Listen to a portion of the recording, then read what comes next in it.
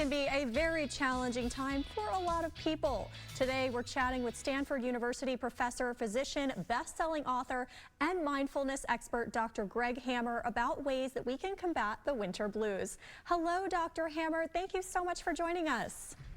My pleasure, Sarah. Wonderful to be with you. Absolutely. Well, let's talk about why do you think that the #1 resolution for this year is to improve mental health and well-being?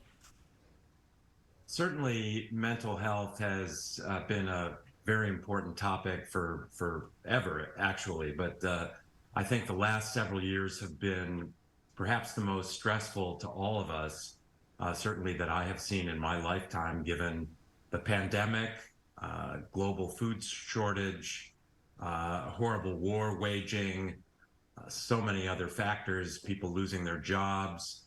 So chronic stress has many adverse effects on our physiology and certainly has lots of negative impact on our mental health. So I think a lot of this is really just coming to the fore right now, and also in the winter, given the cold weather, spending less time outside in nature, many of us are subject to some degree of depression and worse. You kind of hit the nail on the head. You know, winter, I feel like people tend to get more down. What is it about winter that just makes us feel prone to anxiety, depression, and even burnout? I think one factor is that we spend less time outside.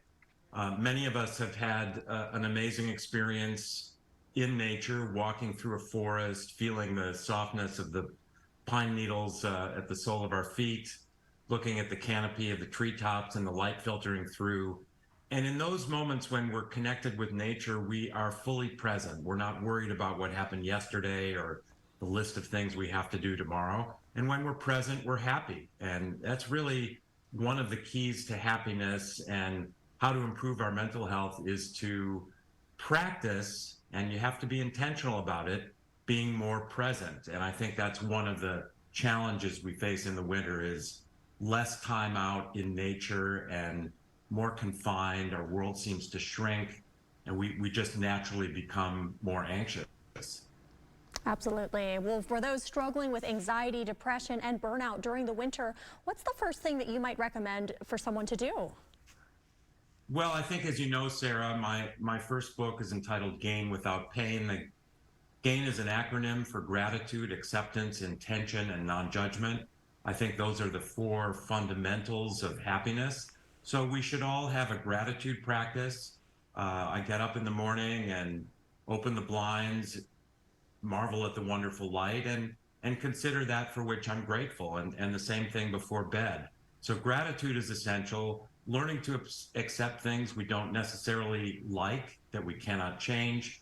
The I in GAIN is intention. We are naturally inclined to be a bit negative and focused on the past and future in ways that are maladaptive. So we need to have an intentional or purposeful practice. And the N is non-judgment. We need to learn how to let go of judgments. Things do not have to be good or bad. They can just be accepted for what they are. So for me, that's the key, is to have a daily practice involving these 4 GAIN elements. Of all of what you said, you're really speaking my language. My New Year's resolution was to be more express gratitude and present. So thank you for joining us. And where can people go for more information? My website is greghammermd.com, GREGHAMMERMD.com, and there's lots of information, media, links to the first book there. Incredible. Well, it's so great to have you on. Thank you again. My pleasure, Sarah. Thank you.